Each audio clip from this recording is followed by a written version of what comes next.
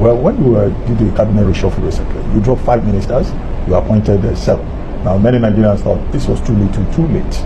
Do you agree with that assessment? And you were asking that we should show you the example of one minister.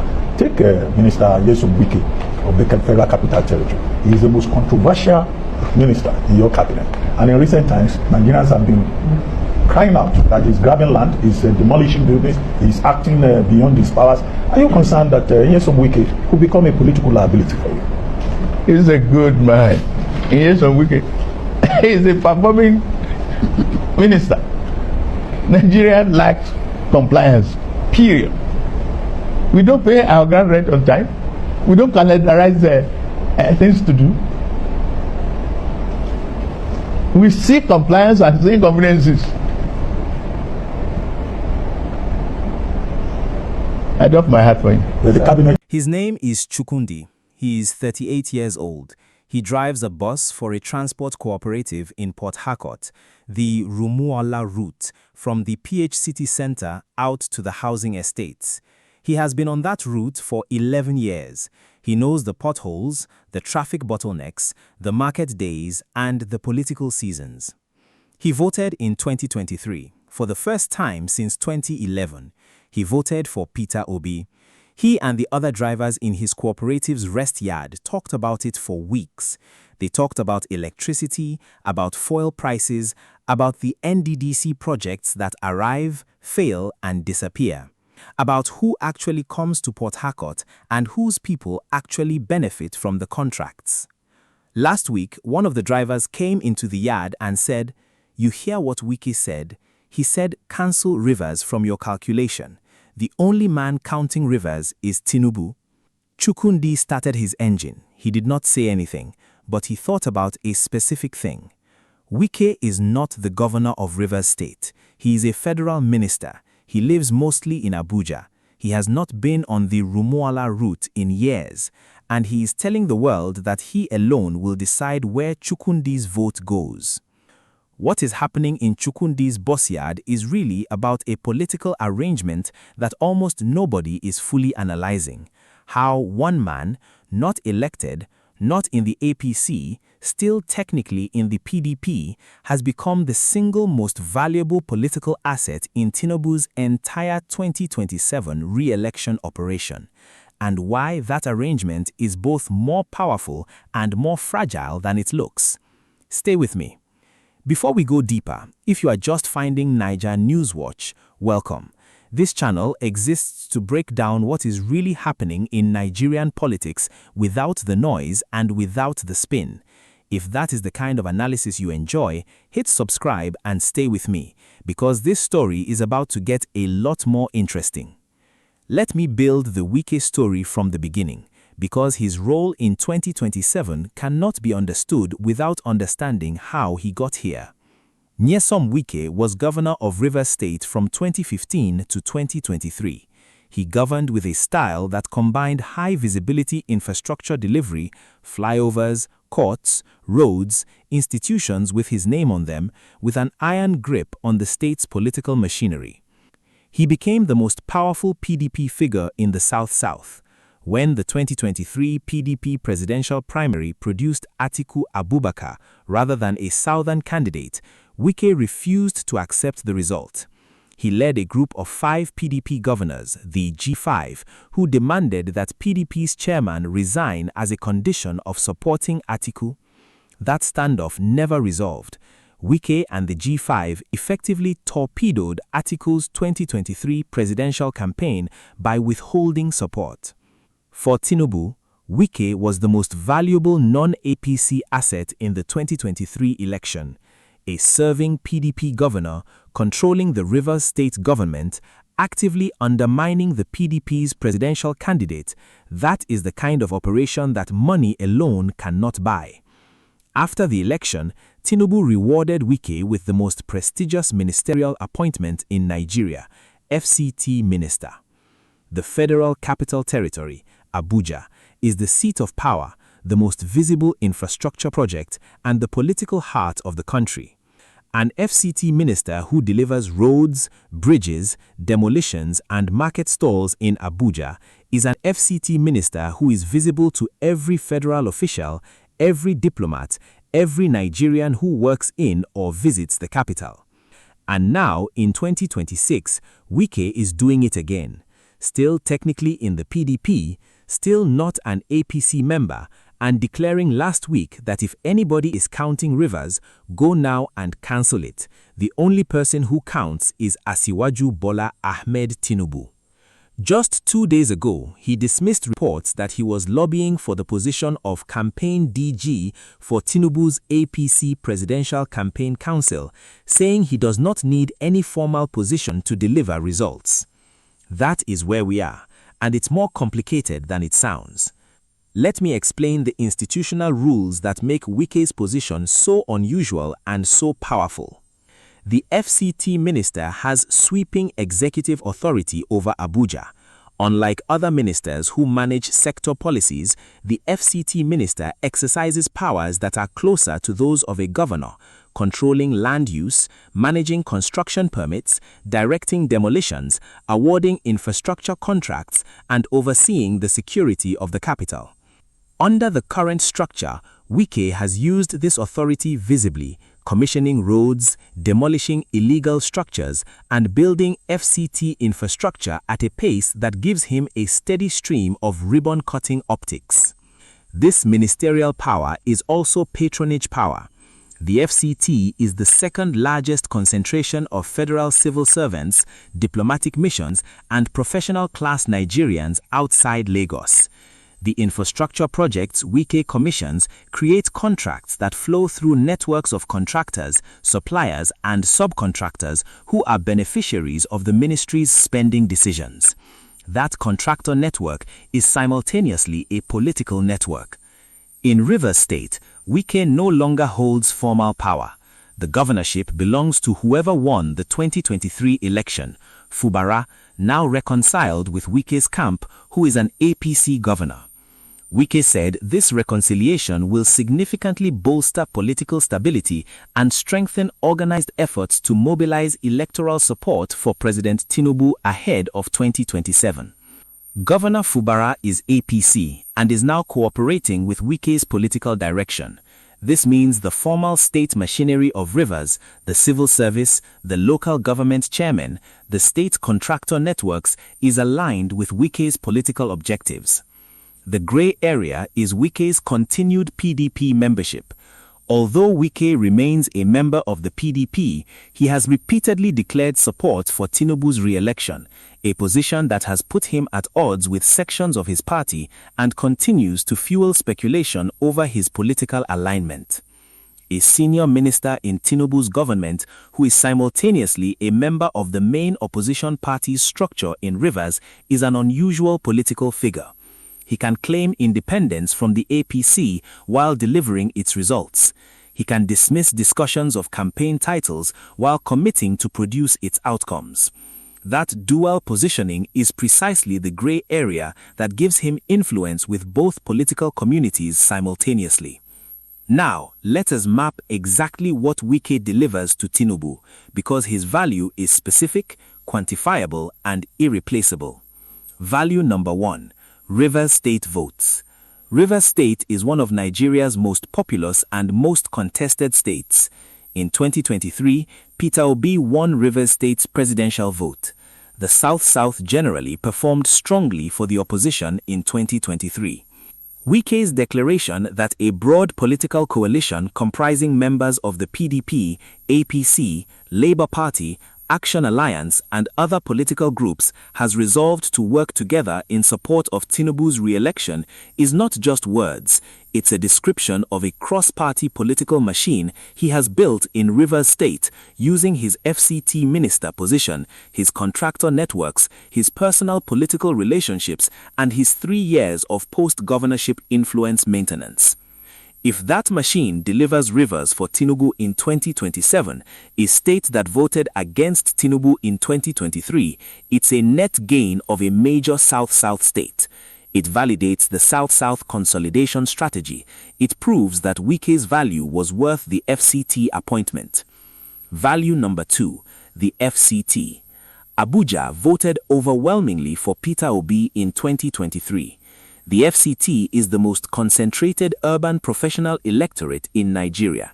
It is the electorate that is hardest to reach through traditional patronage politics because it is too mobile, too educated, and too connected to be managed through ward chairmen. Wike's infrastructure delivery program in Abuja, the roads, the market renovations, the housing projects, is specifically designed to change the FCT's political calculation by making the incumbent government's governance record visible and tangible in the capital. Whether it is sufficient to swing the FCT from the NDC's column to the APC's is uncertain, but it is the most credible attempt the APC has made to address the FCT's opposition-leaning political identity. Value number 3. The cross-party legitimacy argument. Wike is PDP. The fact that a PDP figure with his stature is supporting Tinubu gives the government a specific narrative, that support for Tinubu transcends party boundaries, that his administration's governance has attracted loyalty even from political opponents. That narrative is worth something to voters who distrust party identity politics and judge candidates on their surrounding supporters. Now, if what I just laid out surprises you, drop a comment below. I want to know your take before we get to the part that changes the whole picture. And here's the part that changes the whole picture. Wike, who said he had not discussed either the leadership or membership of the proposed campaign council with anyone, declared that he does not need any formal position in the campaign structure to contribute to Tinubu's victory. That statement, "I don't need a position," is simultaneously the most confident and the most revealing thing Wike has said about his 2027 role. It is confident because it asserts that his delivery capacity is independent of formal campaign structures. It is revealing because the only reason a politician of Wike's stature needs to publicly deny lobbying for a position is that there is credible speculation he wanted one. The denial itself signals the negotiation. Wike's relationship with Tinubu is transactional. Everything he is doing, the Rivers State delivery promise, the FCT infrastructure visibility, the cross-party legitimacy contribution, is a return on his 2023 investment in Tinubu's victory. The return he expects is continued influence over Rivers State politics, continued FCT ministerial authority, and a post-2027 position that protects his political legacy and his network's interests. The question is whether Tinubu's political calculation continues to value Wike's delivery at the price Wike is charging, and whether Wike's cross-party positioning, useful in 2023 and 2027, becomes a liability in 2028 and beyond. Let us go back to Chukwudi on the Rumuola route. Chukwudi voted for Peter Obi in 2023. He voted because of fuel prices, because of electricity, because of the NDDC projects that come and fail. He voted because he was tired of the political class managing Rivers State's enormous oil resources without the benefits reaching his boss route. When Wike says cancel Rivers from your calculation, Chukwudi does not feel cancelled, he feels observed. He knows that Wike is a skilled political operator. He knows that Wike delivered infrastructure in Rivers between 2015 and 2023 that was visible, whatever else you said about his methods. And he knows that when Wike builds roads in Abuja and promises Rivers for Tinubu, the people paying for that political arrangement, through federal contracts, through state patronage, through the opportunity cost of public spending directed at political alignment rather than community need, are the people on the Rumuola route. For Chukwudi and the ordinary South-South Nigerians whose votes Wike is pledging, the arrangement raises one question that no political calculation addresses. Who negotiated on their behalf? Not on Wike's behalf, not on Tinubu's behalf, on theirs. The people whose votes are being promised, whose political identity is being pledged, whose community interests are supposed to be the reason any of this political machinery exists. That question does not have a good answer in 2027. It may not have one until 2031. The international dimension here is specific to governance accountability and the FCT. Abuja is the diplomatic capital of West Africa. Every foreign embassy, every international organization, every regional body whose headquarters or major offices in Abuja observes the FCT Minister's conduct closely. Wike's demolitions, controversial in many cases, praised in others, have been specifically noted by international observers as evidence of a minister exercising executive authority aggressively. Whether that aggression serves development or political interests is the question international governance monitors are asking. For the diaspora, Wike's role in 2027 matters specifically for the Rivers State diaspora, one of the most politically engaged and financially significant diaspora communities in Nigeria. Rivers origin Nigerians in the UK, US, and Canada follow the Fubara-Wike situation closely. Many of them have family members directly affected by the Rivers State political crisis. Wike's declaration that only Tinubu count in Rivers is a statement about their community's political future that many diaspora members did not authorize and do not welcome.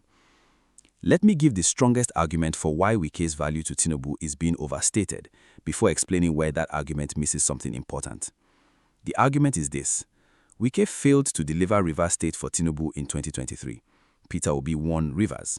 Wike's influence, his state machinery, his cross-party coalition, none of it was sufficient to prevent the opposition from winning the state's presidential vote. His 2027 promise is a repeat of his 2023 promise, and the 2023 result shows its limits. Additionally, Wike's political assets in Rivers State, the local government chairmen, the contractor networks, the party structures, have been partially transferred to Governor Fubara, who now controls the formal state machinery. Wike's network in Rivers is real, but no longer has the same institutional backing it had when he was governor. His influence is now primarily national, through the FCT, rather than specifically Rivers-rooted. That's a fair argument. The 2023 result is real evidence. Where it falls short is in the specific change since 2023. Fubara is now reconciled with Wike's camp. The APC controls the Rivers governorship.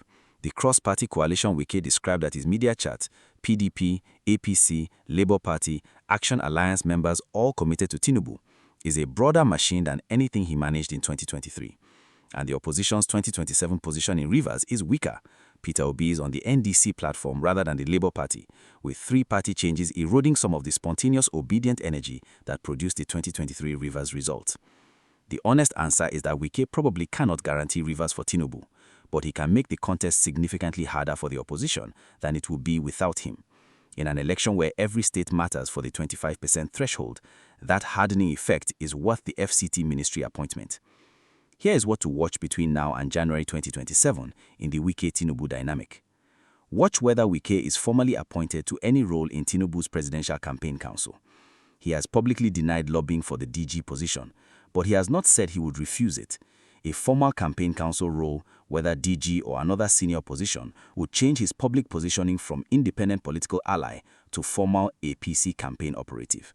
Watch for any campaign council announcement and whether Wike's name appears. Watch the Rivers State local government elections. The local government tier is the most direct test for who controls ground-level political machinery in Rivers. Whether Wike's aligned candidates dominate local government council results, or whether opposition-leaning candidates perform strongly, will reveal how deep and how real the cross-party coalition he described actually is. What Fubara's public positioning on Tinubu? Fubara is reconciled with Wike, but his own community networks in Rivers have their own calculations.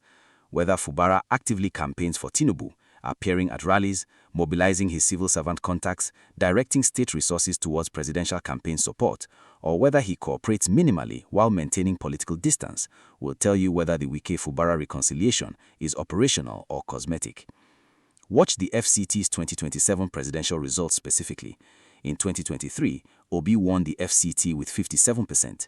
If Wike's infrastructure program and political operations in Abuja succeed in shifting the FCT results towards the APC, even to a competitive result rather than an APC win, it will be the most visible demonstration of his value to the Tinubu campaign.